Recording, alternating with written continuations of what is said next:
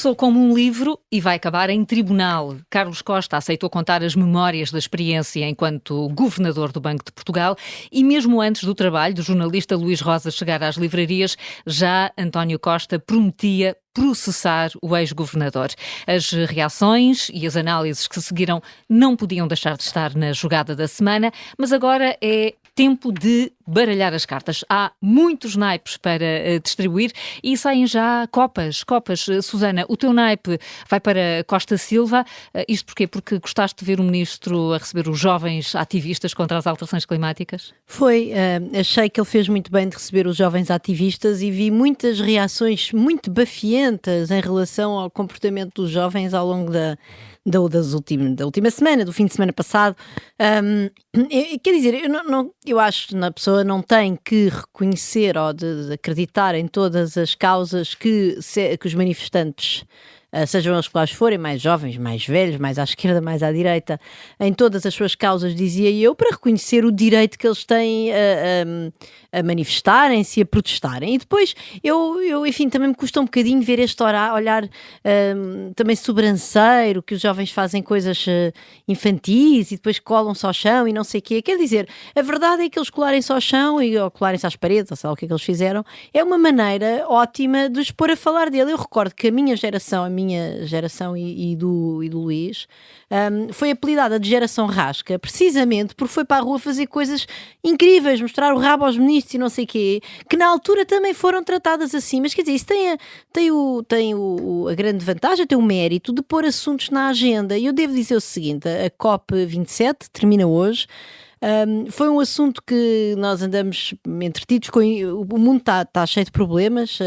Enfim, hoje as capas dos jornais vêm com a seleção, isso já me custa mais a perceber, mas o mundo está de facto cheio de problemas. Quer dizer, temos uma guerra, temos uma crise, etc. Mas quer dizer, COP27, por exemplo, em Portugal, foi um assunto tão pouco falado, verdadeiramente. Nós temos o Presidente da República mais preocupado em comentar resultados desportivos do que em dizer o que é que acha das alterações climáticas e daquilo que nós devíamos fazer. E eu percebo que os jovens estejam perfeitamente frustrados e desesperados, independentemente, atenção, deles estarem deles serem do bloco de esquerda, ou que lá saber, se os jovens liberais quiserem se manifestar pelo futuro e se calhar por outras causas do futuro, eu vou estar aqui a defender o direito deles a fazerem aquilo que eles quiserem, colarem-se ao chão, não sei. Não sei como é que... Mas não achas que faltaram propostas concretas dos jovens ou não se pede isso? Mas a maior parte das pessoas que se manifestam, que estão preocupadas, que estão frustradas com uma agenda que não avança, vêm assim também com propostas tão concretas. E eles têm propostas extremamente radicais, portanto, queriam a demissão do ministro, querem acabar com os combustíveis fósseis, o que é, obviamente, no curto prazo uma agenda impossível de implementar, e depois são anticapitalistas. E é óbvio que a pessoa pode querer resolver os problemas ambientais sem querer acabar com o capitalismo, e é certamente, aliás, uma agenda provavelmente mais construtiva, não é? Porque começar por dizer não, vamos acabar com o capitalismo é pouco provável que funcione, não é? É como, por exemplo, aquelas pessoas que apelaram ao boicote da COP27 porque era no Egito de um torcionário. Eu acho que nós, infelizmente, temos de fazer a transição climática com os torcionários, já não temos de fazer campeonatos do mundo com torcionários, são coisas diferentes. Pronto, e portanto eu queria realmente saudar o ministro, pareceu muito bem, depois ele, enfim, a reunião acabou por não durar muito, porque no fundo aquilo que os jovens lhe iam dizer era que ele se demitisse, ele não se quer demitir, está no seu direito, mas eu acho que ele fez bem, acho que foi um gesto de abertura, de dizer, bom, venham lá, vou receber-vos, vou falar convosco, porque os jovens, se bem se recordam, invadiram a sede da Ordem dos Contabilistas onde o ministro estava, a gritar contra ele, e o ministro, em vez de entrar numa atitude de prepotência e de condescendência relativamente aos jovens e desta coisa, não, isto são os miúdos aí a protestar, estão zangados, não sabem porque, não, venham lá, vou receber-vos no Ministério, pois aquilo não deu em nada, mas eu julgo que o ministro esteve realmente muito bem de ter recebido os jovens e queria saudá-lo por isso. Sim, teve abertura ao ministro, Luís? Teve, e portanto fez bem em receber, nisso estou de acordo com a Susana. O que queria chamar a atenção aqui é para os adultos, porque nós andamos há 5, 10 anos literalmente a falar em emergência climática. Portanto, há mais de 10 anos falava-se na necessidade mas já há 10 anos que se fala em emergência climática. E quando aparece um político na televisão a dizer calma lá com o termo emergência climática, porque emergência quer dizer que se tem de sacrificar tudo, porque é uma emergência, como foi durante a Covid em que tivemos de sacrificar tudo e fomos todos para casa porque era uma situação de emergência sanitária, nós andamos a falar em emergência climática e depois não tiramos conclusões nenhumas disso. Quer dizer, nós falamos em emergência climática há não sei quantos anos e andamos todos muito irritados com o governo porque nunca mais se faz um novo aeroporto. Se há uma emergência climática, então não há novo aeroporto. Quer dizer, desculpem.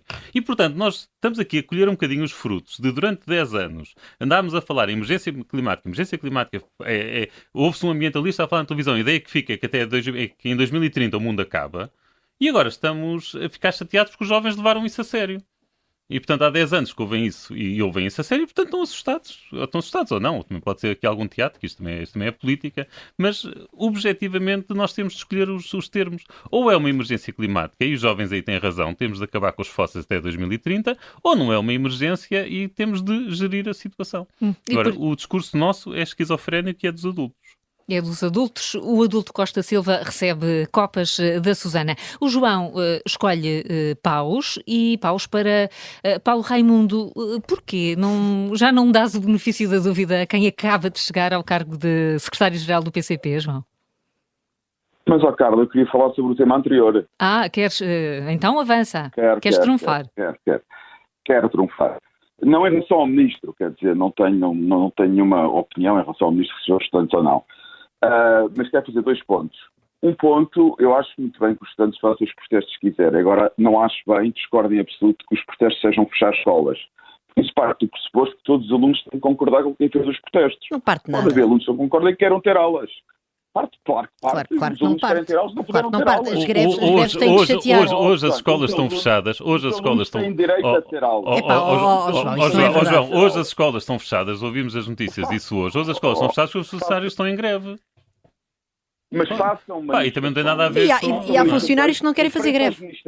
Enfim, as greves são mesmo assim, são feitas para chatear. Podes. Claro, go. Ótimo. Na minha opinião, eu discordo de manifestações que fecham escolas. Façam as manifestações em frente aos ministérios, façam as manifestações onde quiserem, exprimam as suas opiniões, agora nós não temos o direito de fechar escolas. É o meu primeiro ponto.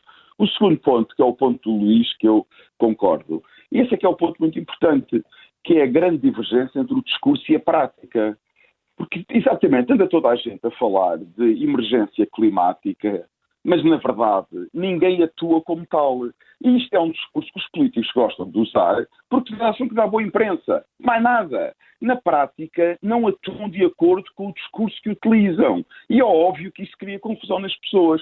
Mas eu também queria deixar aqui um conselho aos jovens, porque esse é um ponto muito interessante, onde há grande evolução para combater as alterações climáticas é normalmente nas empresas privadas, nas indústrias, que estão a fazer muita coisa para combater as alterações climáticas, se calhar muito mais do que os governos e muitas vezes sem apoio qualquer dos governos. Portanto, eu queria deixar aqui um apelo aos jovens que se preocupem imenso com as alterações climáticas, tirem cursos de engenharia, tirem cursos de engenharia ambiental, estudem a sério e contribuam na vida profissional com as alterações climáticas, porque é a soma desses pequenos avanços científicos, tecnológicos e industriais que podem combater as alterações climáticas. Ninguém tem a ilusão que serão os governos a liderar o combate às alterações climáticas. E o Jorge assiste a essa tua ideia, João, que queres, então, agora sim, dar pausa a Paulo Raimundo. Dar pausa? Não é... Carla, começaste por dizer se eu dou o benefício da dúvida ao líder do Partido Comunista. Quer dizer, calculo que o líder do Partido Comunista não precisa do meu benefício da dúvida, não é isso que está em causa. Agora, acho bastante desagradável, para não dizer infeliz e até inapropriado, quase infantil, a primeira declaração que ele faz como líder do PCP em relação à guerra na Ucrânia, é usar o exemplo de um cão. Mas isto é uma guerra a sério, estão a morrer milhares de pessoas, está-se a destruir um país, estão-se a destruir infraestruturas, já há milhões de refugiados. E o líder do Partido Comunista, independentemente da opinião que ele tenha sobre a guerra, é óbvio que eu critico a opinião que ele tem sobre a guerra, mas além disso, além dessa opinião, comparar a guerra a uma brincadeira de crianças que estão a atiçar o cão e depois o cão morde ou atiça uma das crianças, que é o culpado, são as crianças ou é o cão. Mas isso é a linguagem que se utiliza a propósito de uma guerra. Isto é uma coisa verdadeiramente extraordinária. E não há ninguém no PCP que tenha o mínimo de lucidez para... Calculo, não sei se em privado alguém disse alguma coisa, espero que alguém tenha dito ao camarada Raimundo. Tenha cuidado com os exemplos que usem em público e com o tipo de coisas que dizem em público, quer dizer... Está a falar por parábolas como Jesus Cristo, vá. Mas olha, o Arménio Carlos acho que se queixou, por acaso. Enfim, não falou diretamente disso, mas veio dizer que era preciso... O Arménio Carlos disse, e eu concordo... Mas eu concordo contigo nisso. Desafiou o Partido Comunista a mudar a sua posição em relação à guerra. Aliás, deixem-me só outro ponto que é muito importante em relação à guerra, porque o Partido Comunista aceitou esse argumento de Putin, que havia um regime neofascista ou neonazi na Ucrânia. Desnazificar a Ucrânia. Exatamente. E o PCP aceitou esse argumento, embora o PCP utilizasse mais a expressão neofascistas. Eu quero, mais uma vez, dizer que os grandes movimentos fascistas desta guerra estão do lado da Rússia. E só para dar um exemplo, já todos viram nas notícias as famosas tropas privadas especiais, que são antigas tropas especiais russas, de um grupo Wagner. Sabem porque é que o grupo se chama Wagner? Porque o fundador desse grupo Wagner e o dono da companhia que tem esse grupo Wagner é um confesso nazi e deu-lhe o nome de Wagner porque Wagner é o compositor preferido de Hitler. Portanto, o Partido Comunista que ouça e que perceba que há tropas neonazis financiadas por um confesso nazi que estão a combater na Ucrânia ao lado das tropas russas contra os ucranianos. De resto, e ainda sobre o tema da guerra, esta semana chegou a temer-se que houvesse um alastramento da guerra, com a evocação do artigo 5º das Nações Unidas, e Luís, escolhes um ouro para falar precisamente disso, da forma como se reagiu a esta espécie de crise dos mísseis na Polónia. Sim, porque uma pessoa, numa situação destas de guerra, de facto, uma pessoa ouvir informação, uma pessoa nunca sabe o que é informação e o que é contra-informação. E, portanto, numa altura em que todos nós não, mas muita gente assumia que os mísseis tinham vindo da Rússia, quer dizer, os responsáveis da NATO foram muito rápidos a dizer que provavelmente vinham da Ucrânia. E, portanto, não culpam a Ucrânia, de facto, um míssil estamos a falar de atitudes defensivas, atos defensivos, e portanto é normal que haja extravios e acidentes, e é lamentável, é triste, é tenebroso para as famílias das pessoas que morreram, mas de facto estas coisas acontecem em guerra, e a forma como não se tentou fazer contra-informação, como não se tentou esconder isto, e era tão mais fácil, mesmo invocando, mesmo ponto de parte a hipótese de uma intervenção da NATO, mesmo ponto de parte, era perfeitamente razoável, fácil, digamos assim, em contra-informação, dizer, não, eles vieram da Rússia e tal, mas isto como não foi uma agressão planeada, não invocamos os artigos. Mas não, isto mostra que, de facto, a informação no Ocidente é bastante mais transparente até do que muita gente diz. Vamos ao último naipe. O Jorge tem espadas para o facto das 3 principais figuras do Estado já terem comprado o bilhete para ir para o Qatar ver a Seleção Nacional de Futebol. Jorge, condenas esta decisão, sobretudo depois de ontem Marcelo Rebelo de Sousa ter pedido aos portugueses para esquecerem a questão da violação dos direitos humanos. Compraram o bilhete? Eu não tenho a certeza que tenham comprado o bilhete. Tens razão, foi uma metáfora Fomos não nós, correta, provavelmente. Exatamente. Eu gostava de saber quem é que lhe está a pagar a viagem e o hotel. Quem comprou o bilhete e pagou tudo. A Susana está a pagar o bilhete do Santos Silva. E eu pago o do Tu Costa. pagas o do Marcelo, João. E tu pagas o do Marcelo, João. Fazemos aqui uma vaquinha fora do baralho. Exatamente. Vamos à vaquinha. Pronto, eu e a Carla vamos almoçar fora com o dinheiro que não pagamos. Bem escolhido. É pagar bilhetes, Muito viagens e hotéis. Não, isto é uma coisa absolutamente lamentável, não é? A presença de políticos ocidentais, se a presença de políticos ocidentais fosse generalizada, isso faria, quer dizer, daria aos ditadores do Qatar aquilo que eles pretendem, exatamente, que é utilizar o evento desportivo para legitimar o regime, lavar mais brancas violações sistemáticas dos direitos humanos que ocorreram na preparação do Mundial, mas ocorrem sistematicamente os direitos das mulheres, os direitos das minorias sexuais, quer dizer, que são inexistentes nestes países. Portanto, isto é uma coisa que agora tivemos mais atenção na preparação do Mundial, mas que são uma coisa permanente nestes regimes, que são uma coisa absolutamente hedionda, não é? E, portanto, eu compreendo que os futebolistas não possam ter estados de alma e tenham que marcar presença num campeonato desta dimensão, porque é a profissão deles, enfim, e portanto a escolha da localização no Mundial nem sequer passa por futebolistas, portanto é uma coisa muito acima deles. Quanto aos políticos portugueses, isto é simplesmente uma vergonha, e Marcelo Rebelo de Sousa, António Costa e Santos Silva, quer dizer, deviam ter um mínimo de noção do que é o mundo, e se estivessem a acompanhar todo o movimento internacional que existe de denúncia. Ninguém imagina neste momento Joe Biden ou o chanceler alemão a ir para o Qatar a prestar aquele tipo de serviços. E, portanto, ontem a entrevista de Marcelo Rebelo de Sousa foi uma verdadeira...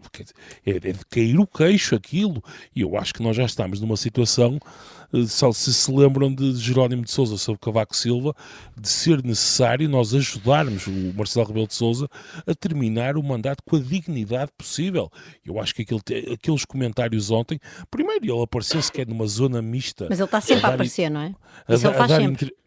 Exato, quer dizer, mas isso é uma coisa, só isso em si. Sim, só isso já não lembra a ninguém, não lembra a ninguém. Que é atribuída, é o lugar do Presidente da selecionador. República aparecer numa flash interview. Claro. Alguém imagina o Dr. Soares aparecer numa flash interview de um jogo de futebol. É uma coisa mirabolante. E depois aqueles... A leveza com que ele... para o relevado para tirar uma selfie com o jogador. Exatamente. E depois a leveza com que ele diz aquilo, bem, há realmente depois os direitos humanos e tal. Mas isso agora não interessa nada, esqueçam lá isso. Temos é que nos focar na equipa. Isto é delirante. Mas, eu queria só... Sim, desculpa. Eu não sei não muito tem bem a ver com isto. Deixa-me só fazer-te um comentário muito rápido, Jorge, que até é um assunto ligeiramente lateral, mas que achei piada, porque acho que mostra o gap geracional entre nós e que tu realmente és mais novo. Tu disseste que essa coisa do ajudar o Presidente a acabar o mandato com dignidade foi de Jerónimo de Sousa para Cavaco, mas na verdade foi de Cavaco para Soares. O Jerónimo já só estava a apropriar-se do que Cavaco tinha dito 10 anos antes. Então, exatamente. Mas olha, ele está... Mas é interessante, foi Cavaco Silva que disse é necessário ajudar Mário Soares a acabar o mandato com dignidade. Mas apesar de tudo, entre Soares e Marcelo é um mundo de diferença. Neste momento, Cavaco foi um presidente que terminou o seu mandato com níveis de aprovação, quer entre as elites, quer entre as massas bastante baixos, mas eu não sei como é que o Marcelo vai chegar a 2026, a este ritmo de coisas absolutamente incompreensível. Eu tenho a certeza que ele próprio, se estiver bom da cabeça, ao chegar a casa e vir aquilo, ele próprio perceberá. Quer dizer, não, isto não é possível. Ele próprio perceberá. Havia um tweet aqui que eu não posso citar na rádio, mas havia um tweet que tinha algo para dizer sobre isso, ele está bom na cabeça, mas que eu não vou agora. E deixem-me só terminar. E portanto, não é por acaso que esta semana... Não é por acaso que eu queria só chamar a atenção rapidamente que o governo de Maduro na Venezuela lançou um comunicado em que diz com muita clareza que todos estes abaixo-assinados, as reportagens sobre as violações dos direitos humanos no Qatar são, e cito, uma campanha hegemónica, fascista e imperial. E, portanto, parece que Marcelo Rebelo de Sousa, António Costa e Santos Silva se juntaram ao doutor Maduro e, portanto, vão lutar contra esta campanha imperial e fascista e, portanto, vão estar a marcar presença no Qatar de forma absolutamente inexplicável. E é tristíssimo. É tristíssimo que nós, os nossos representantes políticos, ajudem as entidades do Qatar a fazer exatamente aquilo que elas querem, que é usar o Mundial para branquear e legitimar o regime. Pois bem, o João Marcos de Almeida assiste a essa tua preocupação. João, rapidamente. Assisto o Jorge, mas eu queria ir mais longe e fazer outro ponto. Nós falamos muitas vezes sobre o populismo e o problema do populismo. Eu acho que há poucas coisas mais populistas do que a colagem da política ao futebol. Isto vai para além do Qatar. Eu sou absolutamente crítico, e atenção, eu adoro futebol, sou absolutamente crítico da colagem que os políticos fazem ao futebol. É aquela história que há pouco falámos a propósito de alterações climáticas. Os políticos só têm uma preocupação, a maioria das pessoas nisso só tem uma preocupação. Já agora, isso dá razão aos jovens, isso que tu disseste sobre os políticos. Isso é o populismo mais barato, mais rasca que existe. Esta colagem ao futebol é uma coisa inadmissível. Ficamos, sobretudo sabendo, vejam, só um conselho aos ouvintes, vejam o programa na Netflix sobre o modo como foi atribuído o Mundial ao Qatar, para verem porque é que a política não se devia não Mais queria nada. seguir o futebol. Ficamos com esse conselho. Carlos Costa começou a dar o mote e, como um rastilho, o país começou a falar das interferências do poder político na ação do Banco de Portugal. O primeiro-ministro já anunciou que vai processar Carlos Costa e chega mesmo a falar de um ataque de caráter. Por seu lado, o o ex-governador do Banco de Portugal, insiste nas acusações e até Marcelo Rebelo de Sousa não resistiu a entrar na discussão e a falar das relações com Angola. É esta a jogada da semana. E, Luís, entre todos estes intervenientes, há alguém a ficar bem na fotografia? É ficar bem, não. Nem Carlos Costa? Não, a ficar bem na Claro que fotografia, não. Acho que estão todos mal.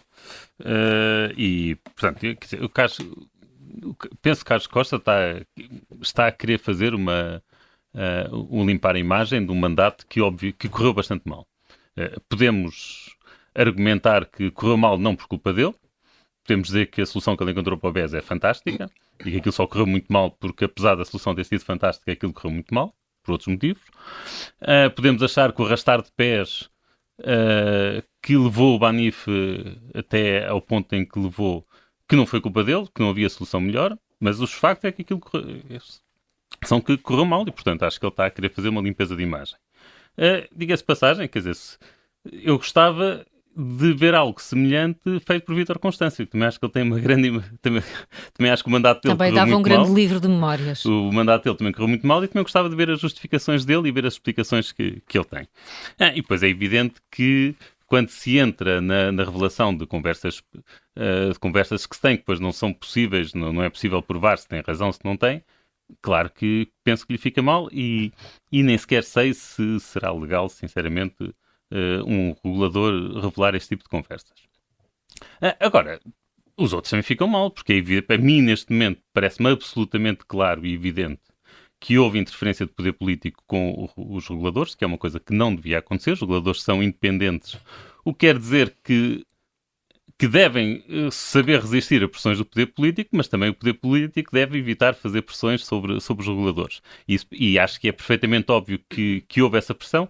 E no caso de António Costa, isto não é caso único. Nós já sabemos, isto aconteceu com vários reguladores. Eu lembro perfeitamente daquelas declarações completamente disparatadas de António Costa no Parlamento sobre a Anacom por causa lá do leilão do 5G, em que estava claramente a pôr pressão em cima do regulador para despachar o leilão. Portanto, o António Costa não é virgem nisto. Quer dizer, se calhar Centeno, eu não sei como é que Centeno fica aqui no... Luís, fica aqui onde nisto, o António mas... Costa é virgem é não pôr pressão em reguladores. Aí é que ele é virgem. Em não pôr pressão, exatamente. Aí ele é virgem. Exatamente. Aí é que é uma longa virgindade, aliás. Agora, no caso de Centeno, o pecado original para mim de Centeno foi ele ter ido do governo para o Banco Central. Pronto, isso para mim, mais uma vez, é uma violação da independência dos reguladores e, portanto, eu não gostei disso. E também acho que ele, enquanto regulador, está, em certa medida, a avaliar o seu papel enquanto Ministro das Finanças. E, portanto, há aqui um conflito de interesse óbvio. Ele devia ter evitado ter ido para o Banco Central nesta altura, talvez 5 anos depois pudesse ter sido. Mas há aquela história... Eu acho que há uma história em concreto onde Carlos Costa fica mesmo mal. Que é na história em que ele se queixou que António Costa, ainda líder da oposição, se queixou que os militantes do PS estavam a ser prejudicados. Não estavam bem representados no Banco de Portugal. Não. Eu acho que essa situação é uma situação concreta. E que tem a ver exatamente com o Mário Centeno. Sim. Que foi quando houve um concurso para liderar o Departamento de Estudos do Banco Central. Houve um concurso com júri internacional. O Mário Centeno ganhou esse concurso. E o Carlos Costa, É verdade. perante aquilo, diz... Ele não tem condições, ele não pode ser, ele não tem competência para ser. Alguém no seu perfeito juízo pode hoje dizer que o Mário Centeno não tem capacidade de liderar um departamento de estudos. É óbvio que tem, quer dizer... Não, capacidade e currículo. Capacidade e currículo. Não, currículo então nem Sim, fala, mas não é? quer dizer, mas é importante que aqui o digamos, eu Sim. e tu que somos economistas Sim. académicos sabemos do que estamos a falar. E já agora, isto não tem nada a ver com a pessoa que lá ficou. A pessoa que depois acabou por lá ficar, que foi Isabel Horta Correia, é das pessoas com o currículo científico melhor que temos em Portugal, portanto não há aqui nenhuma crítica a quem acabou por lá ficar. Mas a situação de Mário Centeno ganhar aquele concurso e simplesmente Carlos Costa fazer um override das sugestões e dizer ele não fica, fica alguém, fica outra pessoa, isto foi um ato de prepotência que está por explicar e acho que o livro não explica porquê. E eu gostava de saber porquê. Dito isto, só mais uma coisa para ficar dito. O livro saiu esta semana, eu encomendei-o, ainda por cima estou em Lisboa, portanto o livro vai chegar a Braga e portanto eu não li o livro, portanto há coisas em que eu posso mudar de opinião, naturalmente. E parece que já esgotou em muitas livrarias. Susana, ficam mais questões para responder depois do livro e de todas as declarações que foram feitas até pelo próprio Carlos Costa? Está tudo por responder. Eu não li o livro também, tal como o Luís, e nem sequer o encomendei. Mas quer dizer, parece que é aparentemente um livro de alegações ao SMS, e eu presumo que Carlos Costa, se fala do SMS, é porque o tem para mostrar, portanto, não, esse crédito estou disponível para lhe dar. Esse SMS pode vir aqui, enfim, mas também me parece um pouco estranho que António Costa envie um SMS. Provavelmente esse SMS indicia que eventualmente António Costa não se quer defender de não ter dito aquilo que disse, mas quer eventualmente pôr aquilo noutro contexto, não é? Porque dizer, António Costa, podemos atribuir vários defeitos, mas um deles não é certamente não ser uma pessoa razoavelmente estratégica e esperta. E portanto também isso parece-me que António Costa provavelmente nem sequer vai negar os factos, ele vai a negar que os factos tivessem aquela intenção. Não sei, vamos ver. Portanto, neste momento isto tudo porque a tua pergunta era, ainda há muita coisa por esclarecer, está tudo por esclarecer. Neste momento estamos a falar de um livro de alegações, sem contraditório, uma pessoa que conta histórias e é uma pessoa que efetivamente, digamos, tem uma credibilidade que é reduzida. Carlos Costa tem uma credibilidade reduzida por causa de tudo isto que o Luís aqui trouxe. Eu queria dizer que do ponto de vista da Isabel Horta Correia, é uma das economistas que eu mais aprecio em Portugal e que ela disse, enfim, foi a minha professora, mas que eu gosto muito também pessoalmente, e portanto a minha crítica ao processo que ele levou a diretora do Departamento de Estudos não tem nada de maneira nenhuma uma crítica à Isabel, mas obviamente que o processo todo, como Carlos Costa vetou Mário Centeno, nesse ponto de vista até se vê como Carlos Costa é bastante mais próximo de António Costa do que nós pensamos, porque António Costa fez o mesmo, por exemplo, para a Procuradoria Europeia. Portanto, estamos a falar de pessoas que usam o seu poder de prepotência de prepotência e que para ir contra decisões de júris internacionais que julgam as pessoas com base, de facto, objetivamente no seu CV e nas suas competências e para porem lá, enfim, para porem lá pessoas que... Bom, em todo o caso não são aquelas que foram escolhidas pelo júri internacional, sendo que, atenção, Isabel Horta Correia não estava no concurso, portanto não, é muito diferente desse ponto de vista. Não foi que Carlos Costa não foi buscar o segundo classificado, Isabel Horta Correia foi chamada depois para tentar encontrar ali uma solução, portanto de facto defender completamente a honra de Isabel Horta Correia acima de tudo. Bom, eu acho que isto é um enredo digno de verdadeiramente de uma República das Bananas. Porque o que nós temos temos uma senhora que enriqueceu à custa das ligações do seu pai, de uma cleptocracia que explora o povo angolano, dinheiro de sangue, aquele dinheiro representa o sangue, a pobreza e a miséria, a exploração e a repressão política do povo angolano. É essa a fortuna da grande empresária, a senhora engenheira Isabel dos Santos, essa é a fortuna dela. E essa pessoa andou a fazer investimentos em Portugal, não só na banca, e eu devo dizer o seguinte, eu não li ainda o livro, não faço ideia como é que a história é contada por Carlos Costa, mas quem em primeiro lugar lembrou que havia um problema com o dinheiro de Isabel dos Santos que estava a ser investido desde logo no setor financeiro foi Ana Gomes, que quando era deputada europeia escreveu às autoridades europeias em conjunto com uma série de outros deputados europeus e depois, no dia 3 de maio de 2016, eu fui ao site da Ana Gomes buscar a carta, enviou uma carta ao Banco de Portugal a dizer, enfim, para comunicar ao governador, a dizer, eu mandei uma carta às autoridades europeias expondo esta situação, de facto, de Isabel dos Santos ter tomado posições importantes na banca portuguesa e se no fundo isto vai ou não vai contra as regras europeias da diretiva de branqueamento de capitais, e depois recebe em outubro, portanto passados mais de 6 meses, aliás 6 meses, peço desculpa, em outubro, 11 de outubro de 2016, recebe uma resposta do Banco de Portugal, do gabinete, assinada por Marta Abreu, chefe de gabinete do governador Carlos Costa, que também está no site da Ana Gomes, carta essa que expõe laconicamente, portanto, às perguntas da Ana Gomes, mas foram feitas as diligências necessárias para verificar não sei o quê, e portanto depois aquilo veio com aquele palavreado jurídico a dizer, bom, de acordo com as regras, o Banco de Portugal tem que fazer isto e aquilo, e vemos informá-la que está feito. Enfim, as cartas eu não tenho agora tempo para, talvez um dia deste escreva sobre isso para ir a mais detalhe. E portanto, parece-me também que Carlos Costa claramente, quer dizer, se a Ana Gomes viu, se os outros deputados europeus viram, se escreveram às autoridades europeias, isto só veio à tona da água, porque depois, de facto, o Banco Central Europeu, a Comissão Europeia vieram dizer ao Banco de Portugal, meus senhores, como é que é? E a partir daí eu admito, atenção, eu tomo como plausível a pressão de António Costa sobre Carlos Costa. Agora, não me parece é que, número 1, Carlos Costa ainda está para provar que ele fez o que tinha de ser feito antes de as autoridades europeias, por iniciativa de Ana Gomes, lhe virem bater à porta a dizer, meu senhor, como é que é? E depois também está para provar porque é que ele não fez o que tinha de fazer, apesar dos telefonemas ou das conversas, ou sei lá o que é do Primeiro-Ministro. Quer dizer, se ele se deixou enredar na pressão política do Primeiro-Ministro, há aqui alguma história que está muito mal contada, porque até agora não vieram factos a público que mostrassem que ele não tinha opção de ir contra. Portanto, parece-me que estão todos mal. E depois, enfim, mais uma vez vem Marcelo, não é? Já não vamos falar mais dele, mas Marcelo depois vem outra vez meter-se na conversa, quer dizer, um livro de alegações. Eu vou. Pronto, então fala tu, eu deixo, porque o João depois vai-lhe pagar a viagem e assim vão ter coisas para falar. João, Marcelo entrou aqui também na discussão, não é? Mas antes de falar de Marcelo, tenho que gostar de fazer alguns pontos. Bom, apesar de tudo, injustiça para Carlos Costa. Carlos Costa foi presidente do Banco, esteve no Banco de Portugal, governador do Banco de Portugal, numa altura muito mais complicada do que Vítor Constâncio. Até era difícil comparar mandatos em circunstâncias absolutamente diferentes. Carlos Costa não terá feito tudo bem feito, mas foram circunstâncias muito mais difíceis do que aquelas em que Vítor Constâncio foi governador do Banco de Portugal. E possivelmente muitos dos erros que depois Portugal teve que enfrentar começaram a ser cometidos durante o mandato de Vítor Constâncio.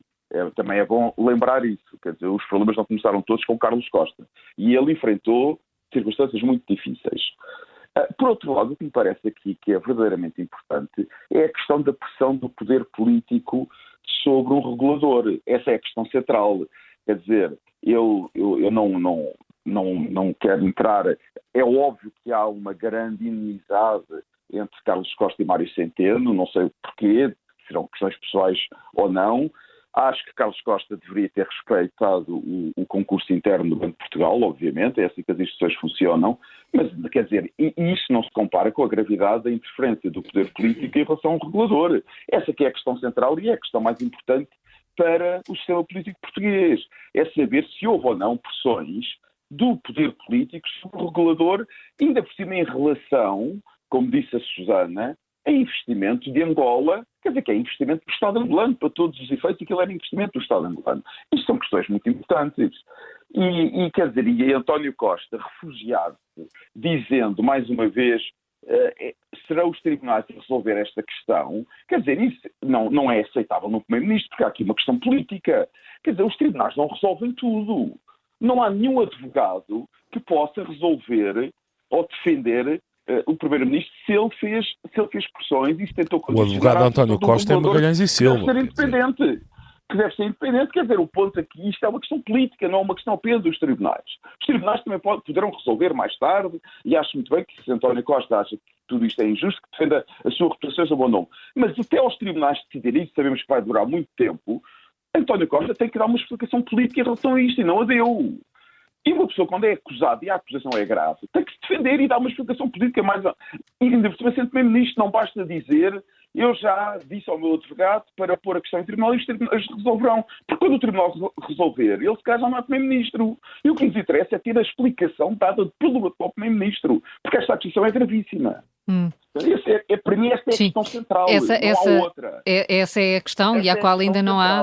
É a questão central. Agora, Marcelo Rebelo de Sousa, como sempre, foi rapidíssimo, quis defender o governo, não sei porquê, quis meter-se numa coisa para que em cima ele não tinha nada que estar a meter, ninguém tinha falado dele, e veio dizer uma mentira, que é uma coisa impressionante, que aliás o Observador expôs muito bem, veio dizer que Cavaco Silva tinha recusado aprovar um decreto do governo em relação ao BPI, lembram-se na altura também houve alguma polémica no caso do BPI, porque o governo acabou por aprovar um decreto que parecia ser feito à medida para a operação que estava a desenhar no BPI, e eu aqui acho, aliás, não vou agora entrar nisso, também não conheço bem os detalhes da operação, mas acho que o resultado final é bom. Apesar de tudo, eu prefiro ter bancos espanhóis como acionistas de bancos portugueses do que o Estado de Angola, confesso. Portanto, acho que aqui estamos todos de acordo nisso. Foi uma evolução positiva. Agora, Marcelo Rebelo de Sousa vir dizer que Cavaco tinha-se recusado a assinar aquele decreto, quando o decreto nem sequer tinha sido ainda feito pelo Governo, e só foi feito depois de Cavaco já não ser Presidente da República, e era Marcelo Rebelo de Sousa Presidente da República, é inaceitável. Como é que o Presidente da República pode dizer uma coisa destas? Como é que se pode mentir desta maneira? Isto parece aqueles garotos das escolas que dão uma mentira que se pode apanhar, é uma coisa extraordinária. Mas, João, mas aí há duas coisas. Uma é a mentira em relação a Cavaco Silva, portanto, um ataque disparatado que fez a Cavaco Silva e que está desmentido e, portanto, a honra de Cavaco Silva está lavada. Luís, é uma mentira que o Presidente da República não pode fazer. Está bem, eu concordo contigo. Não pode. Vou falar, não me respondas como se eu estivesse em desacordo contigo quando eu estou de acordo contigo. Ora, mas a seguir vem o ponto a seguir. Mas a consequência disso é que, pelos vistos, António Costa e o governo de António Costa legislou de uma forma que enfrentava e ia contra os interesses de Isabel dos Santos e do Estado de Angola. E, portanto, isso enfraquece um bocadinho as alegações que são privadas e que nós não conhecemos, de que ele tentou defender a Isabel dos Santos. Sim. Não é? Pois, ele desblindaram os estatutos, a verdade é essa. Portanto, aqui... Não acho. Eu acho que é muito... Luís, só muito rapidamente, eu não acho. Aliás, acho que é um comportamento muito típico. Sim, muito típico. Eu não falo mais. Muito típico de António Costa e até de alguns governos portugueses, esta história de que se prejudicamos ali, temos que beneficiar aqui. É típico. Quer dizer, eles tinham a consciência que estavam a prejudicar Isabel dos Santos e o governo de Angola indiretamente, no caso do BPI, portanto não a queriam prejudicar também imediatamente noutro banco. É um comportamento muito típico e, aliás, na minha opinião, e isto é só a minha opinião, até valida a tentativa de interferência de António Costa. De certo modo, a interferência de António Costa é uma coisa que nos meios políticos em Portugal é vulgar. Foi quase como dizer, nós já estamos a chateá-la naquele banco, portanto não vamos também chateá-la neste. Estão a perceber? É esta a minha visão, é esta a minha opinião. Sim, Jorge, junta-te também aqui, porque temos de facto aqui a palavra de um contra a palavra de outro. Do ponto de vista político, António Costa não pode esperar pelos tribunais para dizer mais do que aquilo que já disse? Não, eu concordo não só com o João, mas com o Luís e com a Susana, fundamentalmente estou de acordo com tudo, e concordo que António Costa, há matérias jurídicas, eventualmente, se ele acha que o seu bom nome foi beliscado de alguma maneira, mas tem que dar explicações do ponto de vista político. A acusação de Carlos Costa é gravíssima e António Costa tem que esclarecer e não pode simplesmente chutar para a justiça, que no fundamental este chutar para a justiça visa simplesmente intimidar de alguma maneira, enfim, Carlos Costa e potenciais novas revelações que ele tenha em carteira. O que eu acho lamentável é que este tipo de assunto se tenha a tornar numa matéria de claques. Isto basicamente dividiu-se sobre uma claque. Fundamentalmente, Carlos Costa ou foi cooptado ou deixou-se cooptar pelo PSD. Aliás, e outro dia, aquela sessão de lançamento da Gulbenkian, eu não estava lá, claro, mas vi as notícias. Aqui eu fiquei na dúvida se aquilo era o lançamento do livro de Carlos Costa ou o início da campanha presidencial de Marcos Mendes, porque, quer dizer, eu não sei porque aquilo parecia o verdadeiro who's who do PSD. Era o lançamento do livro de Pimba, muito bem, Jorge. Não era nada, aquilo era a inteligência toda do PSD, aquilo foi uma coisa horrível. João, foi uma vergonha. Quer se queira, quer não... Garantes que não era o início da candidatura presidencial de Marcos Mendes. Eu sei que não, eu sei que não, mas eu sei que não, eu sei que não era, mas acho que de facto há uma divisão nesta matéria que é puramente de claques. Sim, houve uma claque. Concordo que foi o momento da oposição ao governo liderado pelo PSD. Exatamente, e portanto, isso eu acho que é uma democracia. Não, eu acho que é perfeitamente lícito fazer oposição ao governo e vocês sabem muito bem qual é a minha opinião sobre este governo. No entanto, esta matéria é demasiado grave para ser, quer dizer, o lançamento daquele livro naquele contexto e com as acusações que estão à baila, digamos assim, são demasiado graves para se poderem tornar nesta divisão e nesta, digamos, neste tipo de matéria tão partidarizada. O Marcelo, claro que depois depois veio ajudar e juntou-se à outra claque, não é? No fundo, que é a claque do sistema, do sistema, isto é, de quem está no poder neste momento e que pretende, acima de tudo, preservar as relações com o Estado angolano e pretende preservar todo o historial, enfim, agora o José Eduardo dos Santos, enfim, até faleceu, não é? E, portanto, a filha dele já nem está no poder, mas há aqui a necessidade sempre de manter a história do Estado angolano bem, enfim, bem montada. E deixem-me dizer outra coisa, parece-me perfeitamente verosímil que António Costa tenha intervindo para ajudar a filha de um chefe de um país amigo, mas também não tenho muitas dúvidas que qualquer primeiro-ministro português naquela situação seria, há forças maiores do que a circunstância e a contingência, digamos, do primeiro-ministro, e portanto a Angola, infelizmente, na minha opinião, até porque é um regime absolutamente horrendo e cleptocrático, acho que Ana Gomes, sob esse ponto de vista, tem total razão. Angola, infelizmente, é daquelas matérias que tem o condão de fazer com que haja um grupo de elites políticas, económicas, que fazem uma grande coligação e que escondem determinado tipo de interesses angolanos e que ganham também muito dinheiro com eles e na utilização que o regime angolano faz de Lisboa como um centro, enfim, muitas vezes de lavagem de dinheiro, que é isso que fundamentalmente Lisboa serve como grande centro de lavagem de dinheiro da elite angolana. Não serve para mais nada. Aquela história que a elite portuguesa conta da relação especial, isso é uma coisa absolutamente risível, mas enfim. O mais importante disto tudo e o que é mais lamentável acima de tudo... É tão especial que só um lado é que sabe que ela existe. Exatamente, e não é essa questão, precisamente. O problema mais importante disto tudo, na minha opinião, é que os anos passaram, estão mais de 30 inquéritos a decorrer, julgamentos não se quer dizer, não existem, e a recuperação de ativos mais nada não existe. Isso é que é. Os contribuintes portugueses enterraram milhares de milhões de euros nestas brincadeiras todas, não há recuperação de ativos, não há condenações em tribunal, muitas pessoas, sabemos, muito provavelmente vão falecer antes de haver realmente a justiça, quer dizer, sabermos o que é que aconteceu, não é? E, portanto, ou termos uma condenação ou uma absolvição.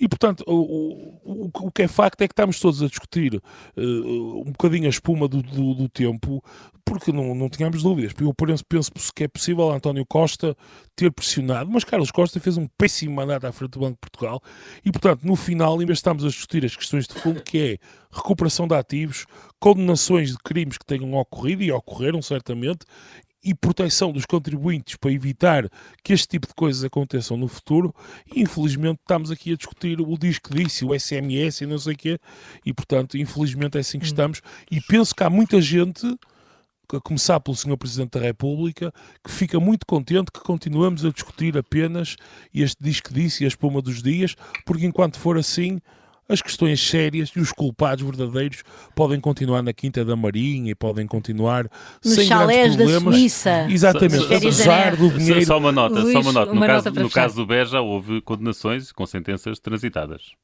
Pois, mas enfim, a recuperação de ativos mas não ao Big Shark, não é? O Big Shark está no chalé da Suíça. Já não temos mais tempo para tentativas de interferência, mas os nossos jogadores vão voltar a dar cartas para a semana, no Fora do Baralho. Até lá.